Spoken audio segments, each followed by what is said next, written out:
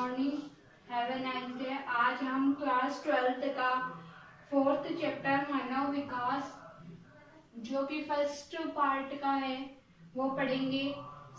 इस चैप्टर में हम पढ़ेंगे कि मानव विकास क्या है और वृद्धि और विकास इन दोनों के बीच में क्या अंतर होता है, मानव विकास के केंद्र बिंदु कौन कौन से होते हैं और मानव विकास के स्तंभ एवं उपागम कौन कौन से हैं और मानव विकास क्यों जरूरी है, क्यों आवश्यक है। तो हम सबसे पहले स्टार्ट करते हैं कि मानव विकास क्या होता है, यानी कि मानव विकास किसे कहते हैं या मानव विकास किस प्रकार होता है। तो मनुष्य के जीवन में सुधार विकास कहलाता है, यानी कि मनुष्य के जीवन में जो भी सुधार होते हैं उन सबको हम विकास कह सकते हैं। मनुष्य के जीवन में विकल्पों में वृद्धि, यानी कि मनुष्य के जीवन में जो भी विकल्प हैं, जो भी ऑप्शंस हैं, उन सब में वृद्धि होना विकास कहलाता है। मनुष्य के जीवन में गुणात्मक परिवर्तन विकास कहलाता है। गुणात्मक परिवर्तन यानी कि क्वालिटी, यानी कि पहले से अब अच्छा, पहले जैसा था उससे अब वर्तमान समय में कुछ बेटर या पहले से बहुत बेटर चल रहा हो, सब कुछ अच्छा चल रहा हो या बीते कल से अच्छा परिवर्तन आने वाले कल में हो, तो उसे गुणात्मक परिवर्तन से हम ले सकते हैं। फिर हम पढ़ते हैं अंतर, विकास और वृद्धि में इन दोनों में क्या अंतर है। तो विकास का अर्थ होता है गुणात्मक परिवर्तन या विकल्पों में वृद्धि, यानी कि इसमें जो भी है, मतलब सड़क, नाले, स्वास्थ्य, शिक्षा, इन सब में मतलब विकास होना, पहले से बहुत ज्यादा बेहतर तरीके से इन सब की सुविधाएं उपलब्ध हो पाना, ये सब हम इन सब में हम कह सकते हैं कि हाँ ये गुणात्मक परिवर्तन है, या हम ये कह सकते हैं कि ये विकास मान सकते हैं कि हाँ इन चीजों में विकास हुआ है। ये मूल्य सापेक्ष होते हैं। विकास तब तक नहीं होता जब तक वर्तमान स्थिति में सुधार ना हो, यानी कि विकास हमें ऐसा नहीं लगता, विकास तब तक नहीं होता जब तक जो वर्तमान समय में चल रही हो या जो भी चल रहा हो उन सब में परिवर्तन नहीं होगा, तो विकास में सुधार नहीं होगा।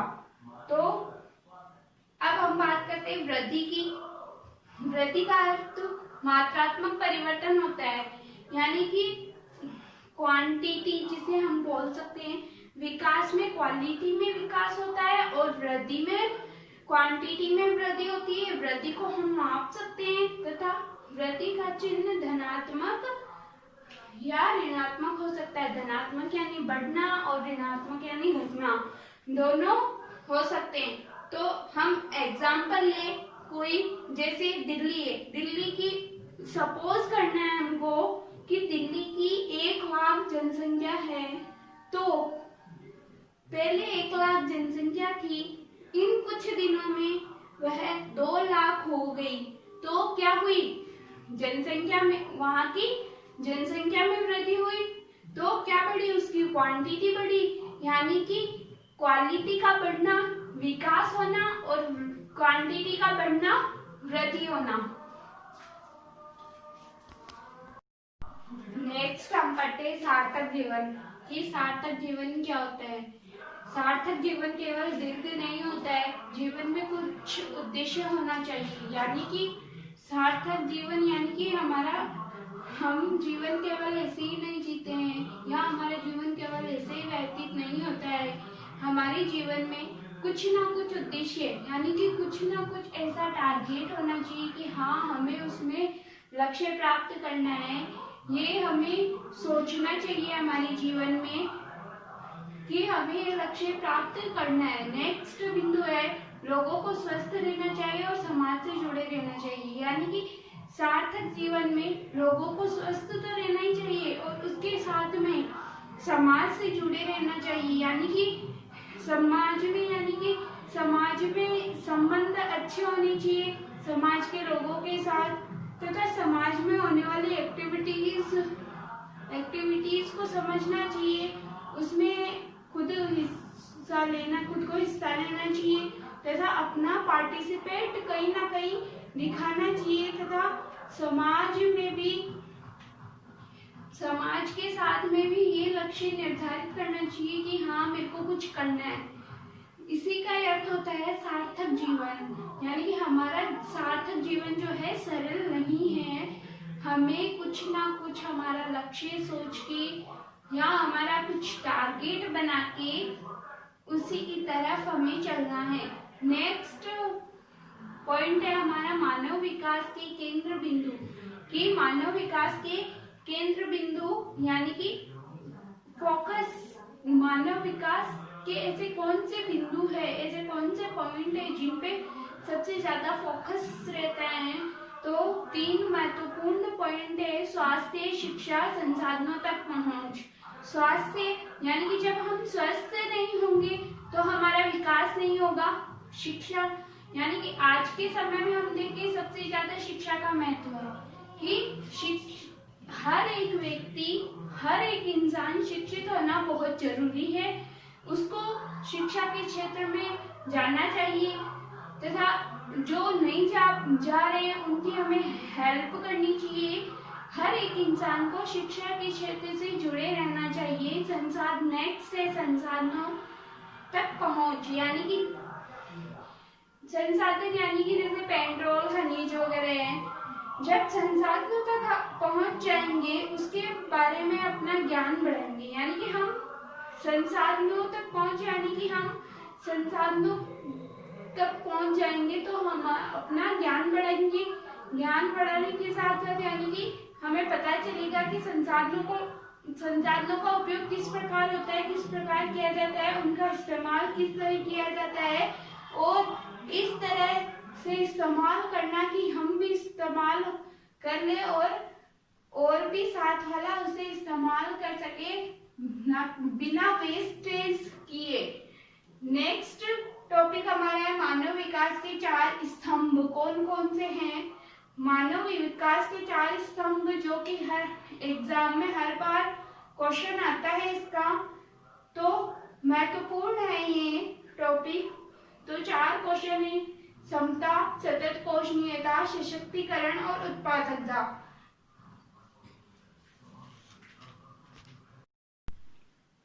अब हम अपने चारों स्तंभ के बारे में पढ़ते हैं।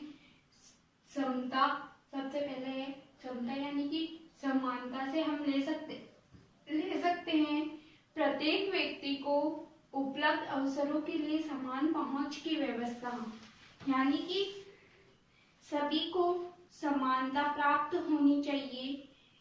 सभी को उपलब्ध जो गवर्नमेंट की तरफ से अवसर प्राप्त हो रहे हैं उन सबको समान, यानी कि समान कास्ट, सारी कास्ट में समान तरीके से अवसर प्राप्त होनी चाहिए तथा उन सबको पूरा लाभ होना चाहिए उसका।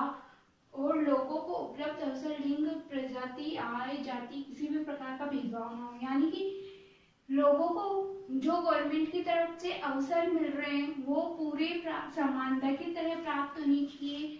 लिंग, प्रजाति, लिंग, जाति और आय, यानी कि कोई गरीब है, कोई अमीर है या किसी की जाति लोअर कास्ट है, ये अपर कास्ट है, या लिंग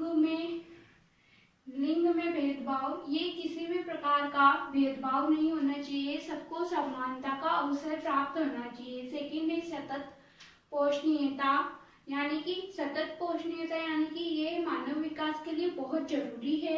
आज के संसाधनों का ऐसे उपयोग करें कि आने वाली पीढ़ी भी उपयोग कर सके, यानी कि ऐसे लिमिट, मतलब जिसे हम बोल सकते हैं एक लिमिट में प्रयोग करें कि जितना हमें जरूरत है उतना ही उसका उपयोग करें, ज्यादा एक्स्ट्रा में ना करें, ताकि हमारे पीछे आने वाली जो नई पीढ़ी है उसके भी उपयोग में आ सके और संसाधनों का दुरुपयोग रोका जाए। यानी कि संसाधनों का दुरुपयोग रोका जाए, यानी कि जितना सतत पोषणीयता का हम यही अर्थ ले सकते हैं कि संसाधनों का ऐसे इस्तेमाल करें जिससे आने वाली पीढ़ी को भी इसमें कोई कमी ना हो, या उसको वो है आने वाली पीढ़ी भी हम पूरा संसाधनों का लाभ उठा सके, दुरुपयोग नहीं करना है हमको उसका। नेक्स्ट है उत्पादकता, लोगों का समर्थ बनना। लोगों का समर्थ बनना यानी कि लोगों को समर्थ और सक्षम बनाकर मानव श्रम की उपलब्ध उत्पादकता को निरंतर बेहतर बनाना चाहिए और लोगों की ज्ञान व सुविधाओं को बढ़ावा देना चाहिए। यानी कि लोगों के ज्ञान तथा चिकित्सा सुविधाओं को भी बढ़ावा देना चाहिए। यानी कि लोगों में ऐसी स्किल डेवलपमेंट होनी चाहिए या ऐसी स्किल्स डेवलप होनी करनी चाहिए कि वह सारे कार्य कर सके, वह स्वयं को ज्ञान दे सके या स्वयं ज्ञान ले सके और जो सुविधाएं हैं उन सुविधाओं को भी बढ़ावा देना चाहिए ताकि हर किसी को सुविधाएं प्राप्त होती रहे। नेक्स्ट है सशक्तिकरण, पिछड़े लोगों को समर्थ बनाना। यानी कि आर्थिक और सामाजिक रूप से जो भी पिछड़े हुए लोग हैं उनको हर तरह से समर्थ बनाना चाहिए जिससे वह विकल्प चुनने के लिए समर्थ हो। यानी कि मजबूत करना चाहिए उनको, जैसे गवर्नमेंट की तरफ से बहुत सी सुविधाएं हैं ऐसी, और महिलाओं की शक्ति को इतना बढ़ावा देना चाहिए कि वे अपने से लोअर कास्ट को सबसे ज्यादा अपने से जो लोअर कास्ट के हैं उनको इतना बढ़ावा देना चाहिए कि वह हर एक इंसान में विकास हो सके, वह हर एक इंसान विकास की तरफ अग्रसित हो सके।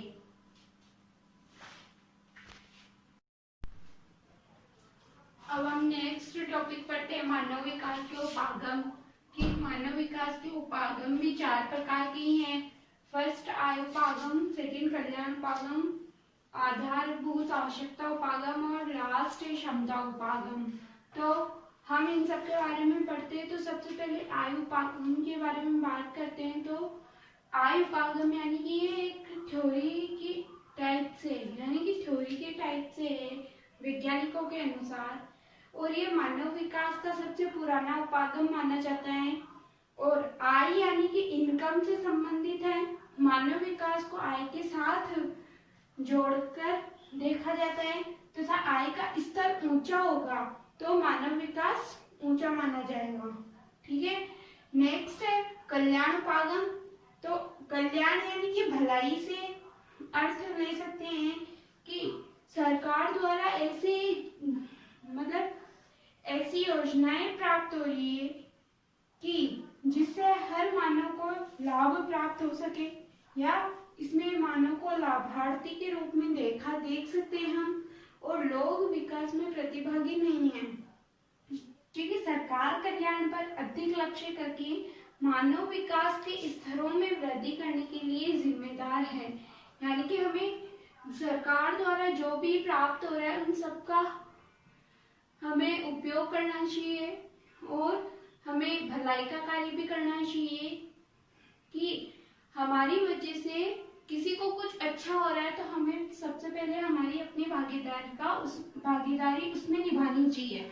नेक्स्ट है आधारभूत आवश्यकता उपागम।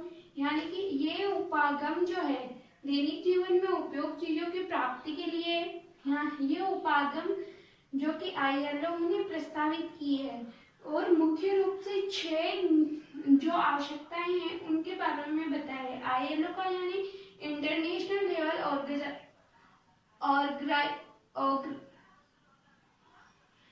ऑर्गेनाइजेशन जो है, जो हमारा ILO है, उन्होंने प्रस्तावित किया है मुख्यतः 6 न्यूनतम आवश्यकताओं को कि शिक्षा, भोजन, जलापूर्ति, स्वच्छता, स्वास्थ्य, आवास, इन सब चीजों की हमें दैनिक कार्य के लिए जरूरी है और इनकी पूर्ति होना आवश्यक है। तो मानव विकल्पों के प्रश्न की उपेक्षा इससे की जा सकती है। और लास्ट हमारा उपागम है क्षमता उपागम कि संसाधन के क्षेत्र में मानव क्षमताओं की पहुंच, इसका संबंध प्रोफेसर अमर्त्य सेन से है, जो कि हमने क्षमता उपागम यानी कि केंद्र बिंदु के जो संबंध में हमने पढ़ा था, संसाधनों तक पहुंच या तो उससे रिलेटेड भी यही है कि क्षमता को बढ़ाना, अपनी स्किल्स को बढ़ाना, ताकि संसाधनों तक पहुंच के क्षेत्र में मानव क्षमताओं के निर्माण बढ़ता जाता है और मानव विकास की ही ये कुंजी है।